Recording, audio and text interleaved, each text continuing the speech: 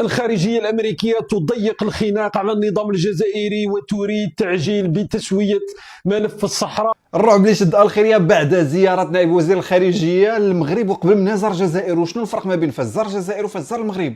الحكم الذاتي في الصحراء الغربية تم مناقشته اليوم. نائب وزير الخارجية الأمريكي جاء ينقل، لا أقول توصيات وإنما تعليمات. ها هو وش كاين قبل نهاية السنة: حكم ذاتي في الصحراء الغربية، حكم ذاتي في شمال مالي. للأسف الشديد بموافقة السلطة في الجزائر يهيجونا حتى سكان الجنوب تاعنا في الصحراء يقولوا طالبوا حكم ذاتي. انت كيفاش هيجوا لهم سكان الصحراء ديال الخيرية؟ لا بشويه عليا الله يرحمكم ودين باش نستوعب باش نفهم. واش لهاد الدرجة ولاو خايفين؟ ولا وتعليمات الله يخليك. حنا فاش كنا كنقول لهم راه غيجي غيقول لهم تعليمات كانوا كيقول لنا لا ما كاش منها، هو منكم فيكم كيقول لك جاي يعطيكم التعليمات. 30,000 بقرة جبناها من عند من الولايات المتحدة الأمريكية. هذه غير صفقة واحدة. جا هبط على جالها كاتب الخارجية الأمريكية، هبط على جالها يجري، يعني صفقة ويمشوا ناس. وجا البقرة للأسف هو كيفكر غير في البقر، ما الدماغ ديالو ما كيقدرش يستوعب بما يفكر به البشر. فبالتالي كيتخيل انه نائب وزير الخارجية جا حيت هما يديروا صفقة ديال 30. هادشي بلاتي واش الخيرية عندها فلوس ديال 30,000 بقرة؟ انا اللي في خباري انه 30,000 بقرة غتشريها قطر من عند ميريكان وتعطيها للخيرية. دونك الجزائر ما شرات والو. دابا عندنا غير سؤال، شوف الفرق ما بين الزيارة للخيرية والزيارة للمغرب. بصح الامريكان راهم يعاونوا ثاني في الجيران اللي ما مش فاهمين معاكم، راكم تسبوا فيهم صباح وعشيه.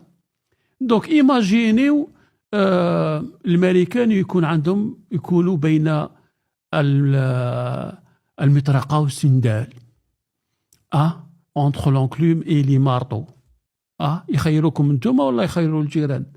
انا نظن باللي يخيروا الجيران.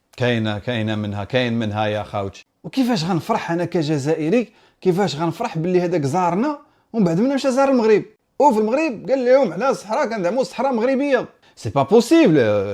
لا. ولكن اجي تشوف الحماق ديال بصح. وكاين قبل ما ندير واحد لايك كومونتير بارطاجيو، ما تنساش انك تشترك في القناه. خوتي حاجه راهي مدوختني في المخزن.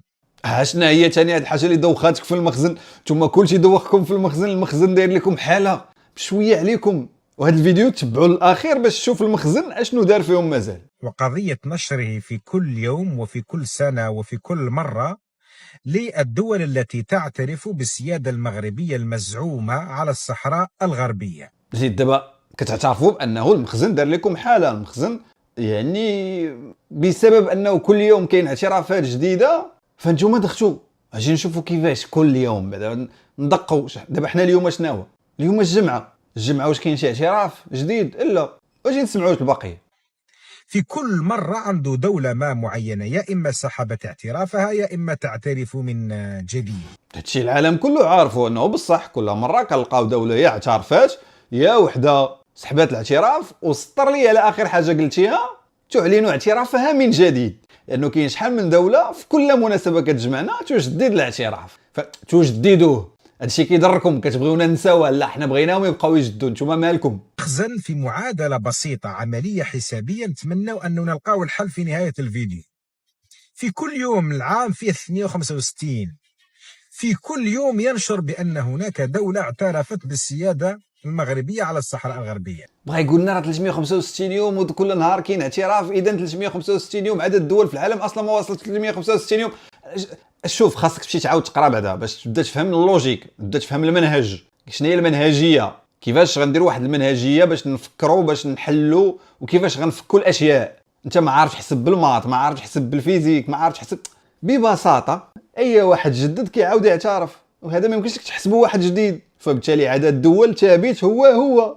والعيب والعار عوض دير لنا هاد كان عليك حاجه بسيطه ديرها. شنو هي انك تجيب لنا شي نهار شي دوله قلنا اعترفت وما كايناش من ضمن الدول. We are certainly trying in the framework now of the most recent Security Council resolution to bring a peaceful resolution to that conflict that has gone on for an unacceptable time since 1975, when I was only 11 years old. This can't be that these kind of conflicts last beyond the lifespan of human beings.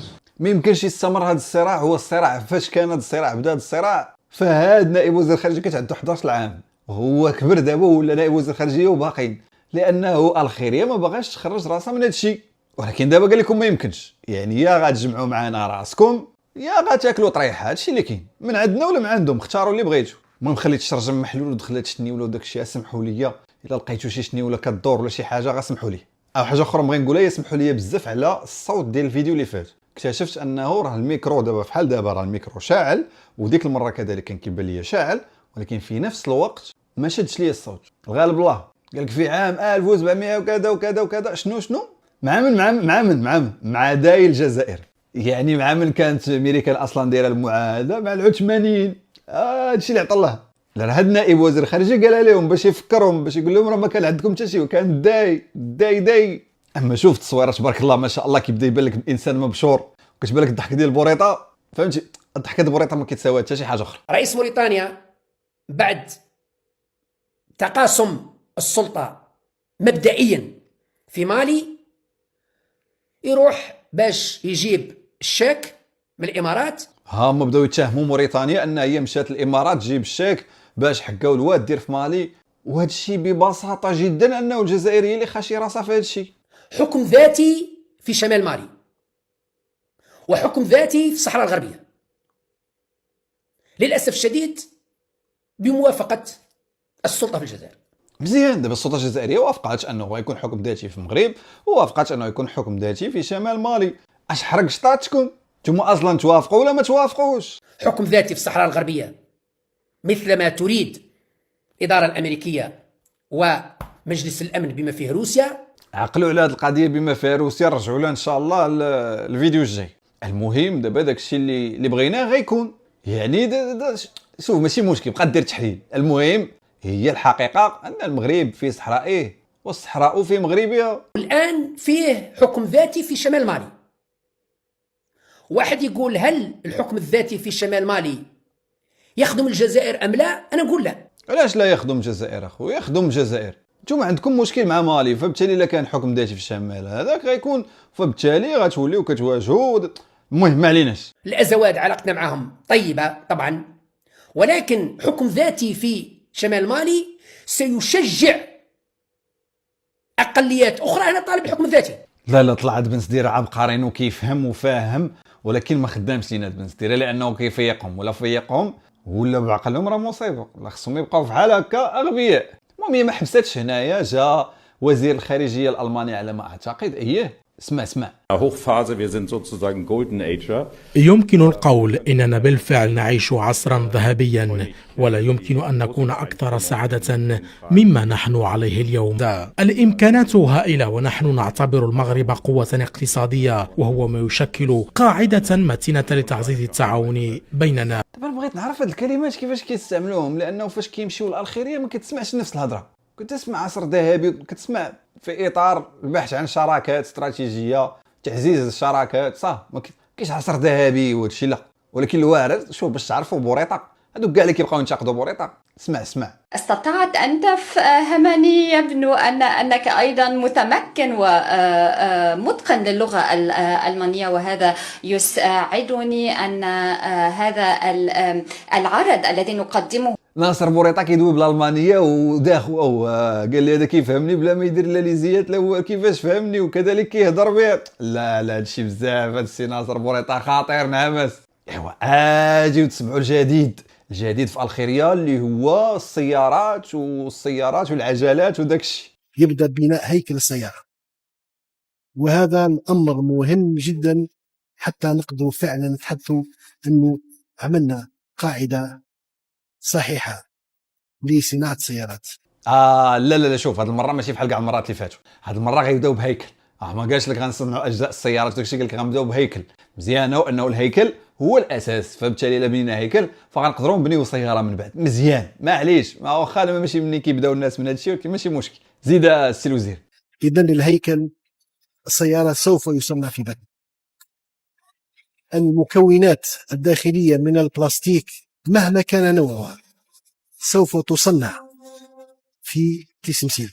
يا الله، ودابا يلاه كان في قال لك الهيكل غنصايبوا الهيكل، ودابا قال لك كل شيء اللي كان بلاستيك كيفما كان نوعوها صنعوها في ما عرفتش سميت ديك البلاصه كاع. انا بان لي يا خوتي بان لي غيرجعوا نفخوا العجلات ودايرين هذه الحاله كلها، لانه فاش كيدويو على هكا كتعرفهم يلاه غينفخوا العجلات. بعيدا عن الضوضاء وبعيدا عن الضجيج وبعيدا عن سياسه نفخ العجلات. هي اللي عرفتكم انكم غديروا سياسه نفخ العجلات. راه كيقول لك غنصايبوا مصنع، ولكن في الاخر كتلقاهم البنوات ما بقاوش. البنوات اللي اصلا هما قال لك حنا ما كنديروش لهم النفخ، في نهايه المطاف ما كيبقى لا نفخ عجلات لا عجلات لا سيارات لا والو. المختصر المفيد. السيد الوزير افرينا المشكل تاع البنوات وما تساهل، ما نهضروا على صناعه السيارات. يعني دوك تبهديل انا مزيدش نهضر على البنوات، باذن الله الرحمن الرحيم مزيدش نهضر على البنوات. يعني عيب انا يتبعوني شبيك العرب يتبعوني، عيب دوك انا نبقى نهضر على البنوات. العار ما بغيناش الطوموبيلات، بغينا غير العجلات. العار والديك شوف راه كيتبعوني المغاربه وبعض العرب، وراه كيقول العرب اصلا كيقصد فيها المغاربه. وراك شوهتينا سيد الوزير، عطينا غير البنوات. ولكن ماشي هذا الشيء هو المهم، لانه المهم هو داك السيد اللي كان واقف ورا الوزير، اللي هو اصلا واقيلا وزير الداخليه. المهم وزير ديال شي حاجه عندهم، مسؤول وصافي. شوف معايا مزيان. واستراتيجيين بالنسبه لصناعه السيارات في الجزائر. كما تعرفون وحتى أبسط المفاهيم، بناء المنزل وبناء أي شيء يبدأ ببناء الهيكل. مشروع باتنا اليوم راح نخصوه كما شفتوا يبدأ ببناء هيكل السيارة، وهذا الأمر مهم جدا حتى نقدروا فعلا نتحدثوا أنه عملنا قاعدة صحيحة. ما عرفتش واش يلاه ناظم القصريه ديال الماكله شنو كي ما فهمتش. واش السيد مريض ديو عالجو كان يلاه واكل ديو يشلل فمو غسل يديه وما يمكنش. قلت لك الصين ستخونك وقلت لك لا تغضب. خيانة الصين خدمة للجزائر. لا تغضب لا تقلق لا تقلق. الجزائر عندها سياسات لا تقلق، وداعي اللقالقة ترحل باللارج. قالك لا تقلق. الصين الى خانتك فهذا دليل على انها ستقدم خدمه للجزائر. كاينين الصراحه، كاين دابا الراجل مثلا يقدر يخون ويمشي يجيب كادو مثلا لمراته. لا ماشي مثال مزيان. لا غتلوح ليه الكادو على راسو حاجه باينه. لا ديك العيبه الخيانه التي ستقوم بها الصين ماشي الصين باغا تخدم بها الجزائر، وانما هي فرصه ومناسبه ديالاش باش تطلب الطلاق. الخيانه الثانيه، لان الخيانه الاولى وشنو هي استثمارات الصين في الجزائر في عهد بوتفليقه، كيفاش مصوا دم الشعب. هادو الخيانه الاولى ما داروا فيها والو، بقات لنا الخيانه الثانيه وقال لك في صالح الجزائر. لو كانت فيها صالح الجزائر كون استفدتوا من الخيانه الاولى قبل ما نستافدوا من الخيانه الثانيه. شوف اللي كيتخان مره كيتخان 10 عادي جدا، فبالتالي الخيانات جايين فيك. القرار الثاني وده بقى بيفكرنا بماتش المغرب والسنغال، لو لعيب اعترض وخرج من الملعب او حد في الجهاز الفني حرض يطرد. طب ما هو ده اللي طبقت هناك والحكم هي بقت رسميا في القوانين دلوقتي. حلو تمام. الاول كان بيبقى فيها تحذير او انذار. تمام. دلوقتي لا، كارت احمر. حلو. ده معناه الفيفا كان ليه وجهه نظر في اللي حصل في نهائي اكيد. هذا الموضوع هذاك بغيت ندوي ليه فوق شويه كما دويت فيه مع كامل الاسف، وهو انه الفيفا بالاقرار ديالها انه اي لاعب خرج من المقابله او انسحب من المقابله او لا واحد من الطاقم التقني قال لي ينسحب من المقابله فغيتعرض للطرد، فهذا كيدل على انه داك الطرح اللي كندافعوا عليه كمغاربه هو طرح صحيح، هو صحيح جدا في عالم كره القدم، وانه الخساره ديال المغرب لهذه القضيه فرا يعني اننا ما غنتعرضوش او لا، يعني ما غيتمش العدل ديال القضيه ديالنا او الانصاف ديالنا بشكل دقيق. ايوا منين الفيفا تنوض من وراء هذه الكارثه وعاد باش دير هذا القانون، فبالتالي المغرب كان على حق والسنغال انسحبت فعلا. واحد المقدم ديال شي برنامج عندهم في الخيريه شو شحال داز عندنا دابا الماتش ديال اسفي وكذا، سمعوا راح نولي قليلا الى الوراء والى مباراه اسفي، لاننا كنا في عطله وما تكلمناش عليها كثير. خويا كنتي في عطله سيرجع العطله ديالك، حنا ما مسالين الموضوع، سدينا الموضوع داز عليه الوقت. باش كيعجبوني في الخيريه مزيان هذا كانوا جايبينه محلل ولا هو كيقدم برنامج، غدا عاوتاني غير داك المحلل اللي معاه دابا غدا عاوتاني غيجيبوه هو اللي يقدم والاخر غيمشي في حاله، وهذا الشيء اللي عطى الله. لا هما ما عندهمش ملاعب، كانوا يعني كراو ملاعب وجابوهم في كوب دافريك لعبوا بهم بعد حواسب وبعدين يعاود ينحيهم. بصح لو كان يعني جيت باش زعما قلت انت بلي مسلمين منا كنا نعاونوهم ونقولوا لهم ديروا يمتيت في بليسيتير. تخيل عزيزي الفاضل انه في 2026 وفي بدايه شهر ماي او لا في شهر ابريل لا زال هناك بعض الالخيريين كيعتقدوا باللي المغرب فيه تيرانات سلفوهم من اسبانيا ورجعوهم لنا. وعباد الله اش كياكلوا هادو. انا بغيتكم والله بغيت غير شي نهار تقولوا لي علاش كتعاطاو، حتى حنا بغينا نتعاطاو، حتى حنا بغيت نتعاطى، انا بغيت ننسى شويه، انا محتاج ننسى شي حاجه، محتاج ننسى حوايج، انا بغيت ننسى راسي، انا بغيت نبقى نفكر في حتى شي حاجه. عباد الله انت كيفاش؟ شوف يا خويا نصر، هادو المغاربه اللي يحبونا ونحبوهم، هاو ربي يفضحهم. لا اسمح لي نقطع لك الكلام، انا نقول الحمد لله اليوم جيت جزائري ومانيش عياش. لا راه خصك حنا لا خصنا الحمد لله انك انت جزائري وما تعياش، حيت كون كنتي عياشي ولا كنتي مغربي فراه غتكون شوهه بالنسبه لنا، فبالتالي الحمد لله الحمد لله انك جزائري، اللهم لك الحمد انه ما عندناش شي واحد بحال هذا. وتخيل صاحبي، تخيل صاحبي، تخلوني نحلف ولا ما تخلونيش؟ راكم تقولوا لي ما تحلفش، بصح نحلف ونتحملها قدام ربي. لا خليه يحلف، الله يرحم لكم الوالدين، خليوا لي بوبو يحلف باش هو يحلف ويدي التقليد. لا ماشي حنا، هو يحلف ويدي التقليد في نفس الوقت. فبالتالي بغينا نشوفوا هذه الحلفه، يا ريت تقول فيها شي حاجه على المغرب باش ديك الحلفه نطلب ربي ينتقم منك. اخي انا نتحملها مش انتم، اخي انا نتحمل كي نحلف، انا نتحملها. انتم راكم 2642 متابع، راكم انتم مشهود عليا يوم القيامه. نحلفها والله والله والله والله يلي يدعم وينشر الارهاب في مالي هي المغرب. والله والله والله والله العلي العظيم، إما عندهم المراقات كيف ما كنقولوا، اقسم لك بالله لا اله. هذا الشيء ما كيحلفش، هذا الشيء الناس الخيريه اللي قالوا لك في لي كومونتير ما تحلفش، عارفين ما باغي لك الخير، ما بغاوكش تمشي للنار. يا رب هزوا معايا يديكم الله يرحم الوالدين، وفي لي كومونتير المهم اللي يقدر يهز يدو يدير يدو، بغا يكتب كومونتير يكتب كومونتير. يا ربي هاد بوبو هذا الا كان حلف على الكذوب، يا ربي ورينا العبره فيه، يا رب يا ربي ورينا العبره فيه من بعد الحلفه اللي دار. متاكد يا بوبو، زيد شي حلفه اخرى باش الدم يدوب لك فوا دو. المخزن اقسم بالله يلي راه يدعم في الارهاب، يدعم فيه في مالي هي المغرب. يا ربي شوف تقيد لي يا ربي، يا ربي الا كان ظالم مغاربه تقيد لي، انا ما غنجزمش، الغيب كيعلمو الله. يا سيدي انا ما ندافعش على بلادي كاع، ربي اللي بغيتو ينتقم انا مزيان. زيارة الرئيس تبون إلى تركيا لنفس الشيء لم تكن مبرمجة من قبل. ما هي علاقتها بالأحداث في مالي؟ ما هي علاقتها؟ قالها لهم امير دي زد، قال لهم تبون غيمشي يطير لتركيا باش يزاوق، بحيث ميريكان باغا ضاغطه على الخيريه وكذا، وغايمشي لتركيا وما غيصور والو.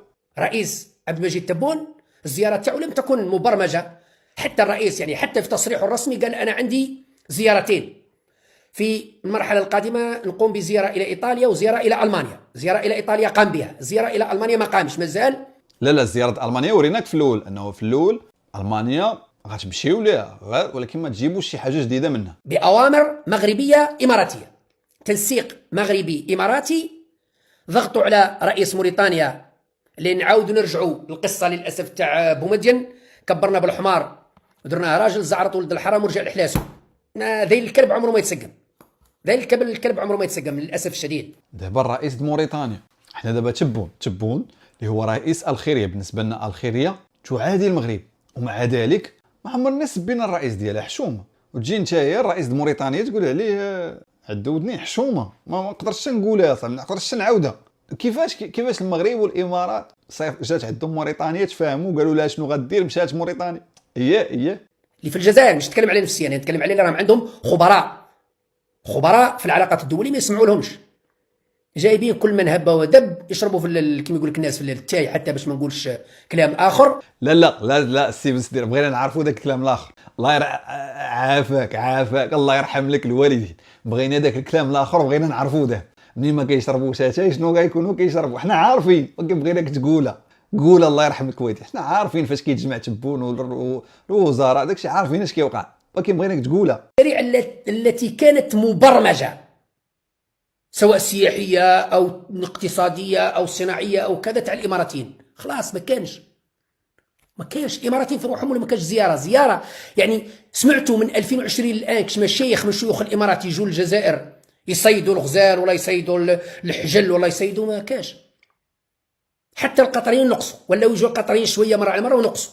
بقى فيهم الحال دابا هادشي كامل حيت الاماراتيين مابقاوش كيجيو عندهم وكانوا كيخسروا كيجيبوا فلوس، كانوا كيخسروا فلوس في الجزائر، ما بقى حتى شي واحد كيجي، حتى القطريين اللي صحابهم وكلشي حتى هما مابقاوش كيجيو بزاف. ولكن والله حتى كيجيو المغرب، اقسم بالله القطريين حتى حنا مالنا يجيو قطريين يجيو اماراتيين، اللي بغى يجي مرحبا به، حنا عندنا كلشي بحال معليش. مرتب نتاع سويسرا، اني ما اقول يعني دراسه معمقه، اني ما اقول عندما اولا جاني ذاك الشاب هو قال لي نسلك مليح، نسلك 3000 اورو، قلت له 3000 اورو نتاعك اللي يسلك 5 ملايين في الجزائر افضل منك.